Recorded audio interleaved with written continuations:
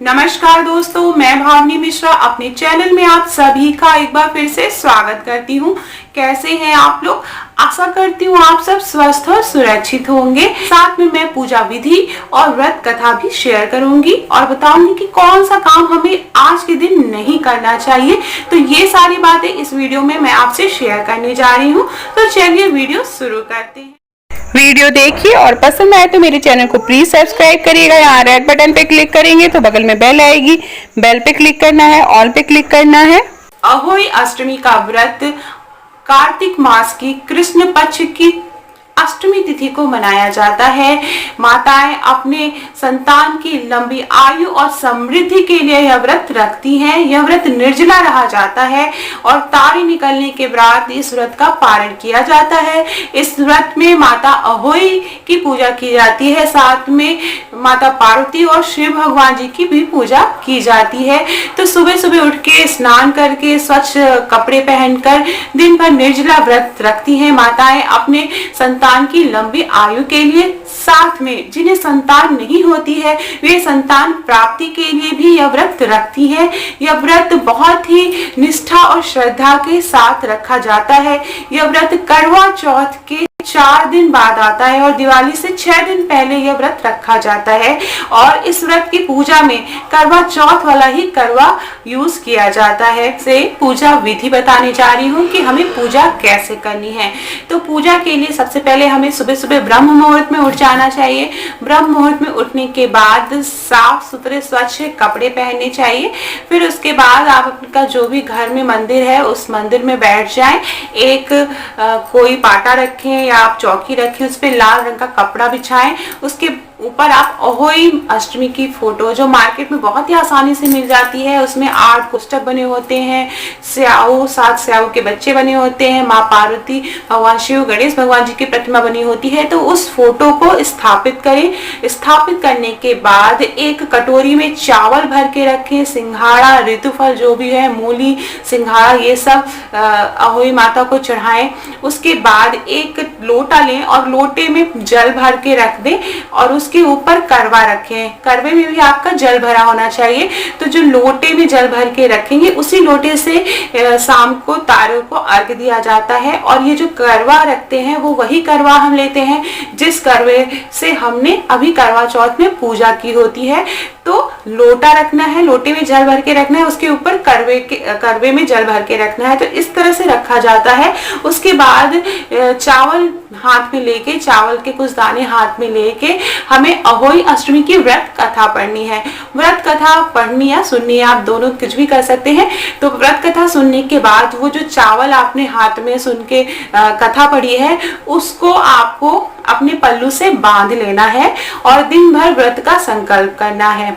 बहुत सी जगह पर चांदी की अहोई अष्टमी की भी पूजा की जाती है। एक माला होती है, उसके नीचे लॉकेट में अहोई अष्टमी बनी होती है और हर साल उसमें मन के बोलते हैं या आप जो मोती कह सकते हैं, चांदी की मोती। तो हर साल 2 मोती पिरोनी रहती है, तो उसको भी पूजा में शामिल किया जाता है। और रात में अर्घ देने के बाद उसको गले में पहन लेते हैं और इसको माताएं जो है वो पहने रहती हैं 2-3 दिन। अच्छे दिन या छोटी दिवाली या बड़ी दिवाली को जो अच्छे दिन उसको निकालती हैं और निकाल के संभाल के रख देती हैं।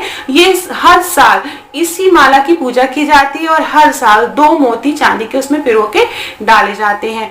तो ये भी बहुत सी जगह इसका भी रिवाज है। अब मैं आगे बताने जा रही हूँ कि वो जो चावल पल्लू में बांधा था उसका क्या करना है। फिर आप दिन भर संकल्प करके अहोई अष्टमी माता को याद करते रहें। साथ में जो नियम है, कुछ भी काटना नहीं चाहिए आज के दिन। तो इस बात का ध्यान रखें कि आप कुछ काटे पीटे ना, आप कैंची चाकू का प्रयोग ना करें। शाम को जो शुभ मुहूर्त मैंने भी बताया है उस शुभ मुहूर्त में फिर से आप अहोई अष्टमी माता की पूजा करें।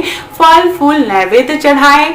14 पूड़ियाँ, 8 पुए और खीर चढ़ानी चाहिए। और ये जरूर बनाना चाहिए अपने हाथों से। घर में सात्विक भोजन बनाएं और अहोई माता को चढ़ाएं। जो भी फल फूल आप चढ़ा सकते हैं वो आप चाहें, जैसे आप केला ही चढ़ा रहे हैं तो 8 की संख्या में केले चढ़ाएं, क्योंकि अष्टमी है तो इस तरह से। फिर दीपक जलाना चाहिए, अहोई अष्टमी माता की आरती करनी चाहिए।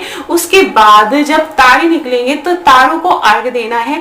तारों को अर्घ उसी पानी से देना है जो कि हमने लोटा पानी रखा था, लोटा भर के हमने जो जल रखा था उसके ऊपर करवा रखा था, तो जो करवे का पानी है उससे अर्घ नहीं देना है, जो लोटे में पानी रखा था उसी से हमें अर्घ देना रहता है तारों को अर्घ देने के बाद वापस आकर अहोई अष्टमी से प्रार्थना करनी चाहिए, सिंदूर चढ़ाना चाहिए और उसके बाद आपको अपने व्रत का पारण करना है।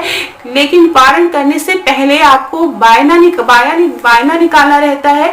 घर के जो भी बड़ी बुजुर्ग महिला होती है उन्हें आप 14 पूरी खीर प्रसाद के रूप में निकाल के दें, काजू दें, और आप जो भी कुछ भी दक्षिणा अमाउंट में देना चाहते हैं वो अपने बड़े बुजुर्ग को दे के आशीर्वाद लें। घर के सभी सदस्यों को प्रसाद खिलाएं, उसके बाद आप अन्न जल ग्रहण करें। तो ये थी अहोई अष्टमी व्रत की पूजा विधि। सच्चे मन से इसी तरह पूजा करें। अब मैं आपको बताती हूँ कि क्या नहीं करना चाहिए व्रत के दिन। तो जो सबसे जरूरी चीज है, बाकी व्रतों में इतना ना फॉलो करें तो चलता है, लेकिन इस व्रत में आपको कुछ भी काटना नहीं है, ना तो कैंची ना तो चाकू का प्रयोग नहीं करना है। अब आपको ये कैसे मैनेज करना है वो आप करें। बहुत से लोग पूछते हैं कि हम अकेले रहते हैं, कैसे काटे बिना काम नहीं हो सकता, सब्जियां तो काटनी पड़ती हैं। तो इसके लिए आप आलू बॉयल करके रख दें, या एक दिन पहले आप जो भी काटने वाली चीजें हैं वो करके रख दें। इस बात का ध्यान रखें, किसी की चुगली ना करें, निंदा ना करें।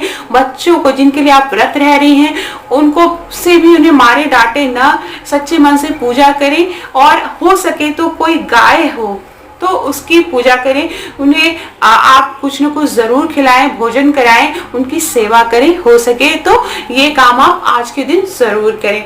अब मैं आपको बता दूं, बाकी सारी चीजें कॉमन है कि बाल में तेल नहीं लगाना चाहिए, आईब्रोज नहीं बनाना चाहिए, नेल नहीं काटना चाहिए, बाल नहीं कटवाने चाहिए। तो ये छोटी छोटी बातें हैं जो हम लोग को पता होती हैं कि व्रत में हमें नहीं करनी चाहिए। अब मैं आपसे अहोई अष्टमी की व्रत कथा सुनाने जा रही हूँ। तो कथा सुनते समय जैसा कि मैंने बताया, हाथ में चावल, कुछ चावल आप रख लें या 8 दाने चावल के रख लें। तो चावल रखने के बाद हाथ में पुष्प रखें और हाथ में मुट्ठी बांधकर आप कथा सुने।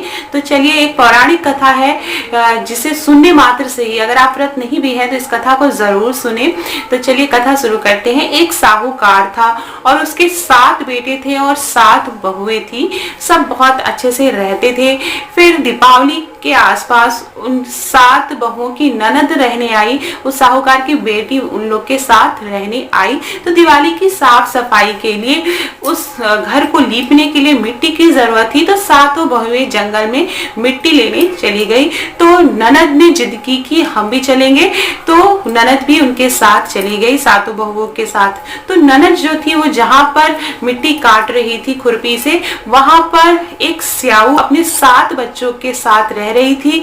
और मिट्टी खोदते समय उससे एक बच्चा मर गया, स्याऊ का एक बच्चा मर गया। जो ननद थी उससे एक बच्चा मर गया और वो बहुत घबरा गई और रोने लगी। इस पर जो स्याऊ थी वो बहुत क्रोधित हुई और उसने उसकी ननद जो थी उसको श्राप दिया कि मैं तुम्हारी कोख बांधूंगी।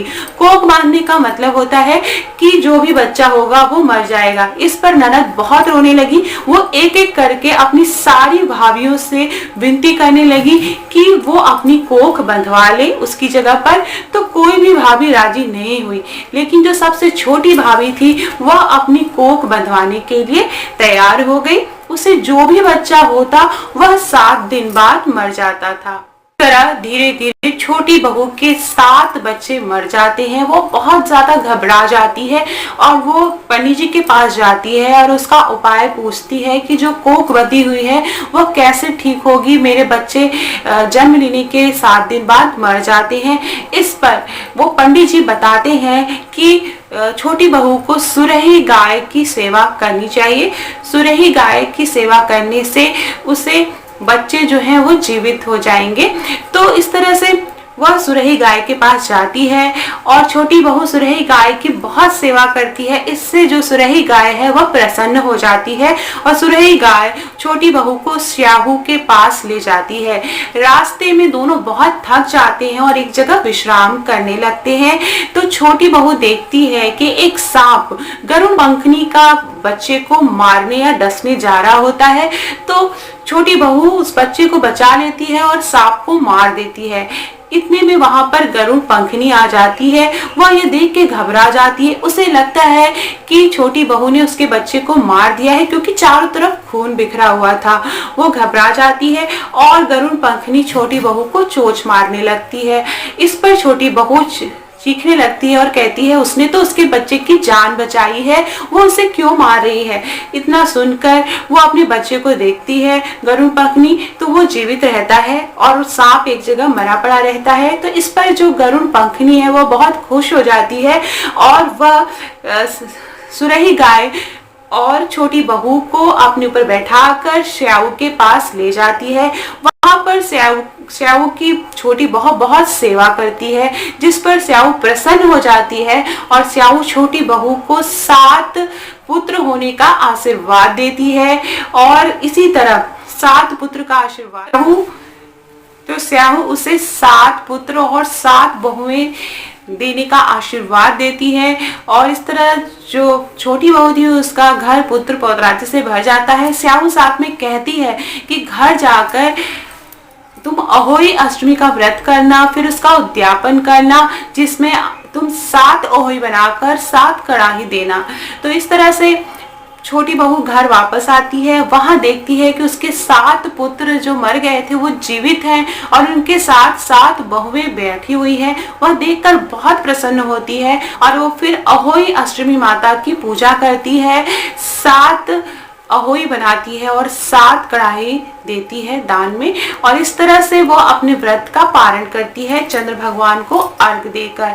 तो इस तरह से जैसे अहोई माता ने छोटी बहू की कोख भर दी, उसी तरह माता सब पर अपनी कृपा बनाए रखें, सभी को पुत्र पौत्रादि से संपूर्ण रखें। जिनके पुत्र हैं या पुत्रियां हैं उन्हें उनकी उम्र लंबी करें, उनकी सुख और समृद्धि बनाए रखें। जिन्हें पुत्र पौत्री नहीं है उन्हें संतान की प्राप्ति दे।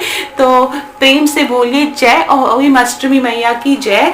तो इसी के साथ मैं ये वीडियो एंड करती हूँ। वीडियो पसंद आया हो तो प्लीज अपने दोस्तों के बीच में शेयर करिएगा।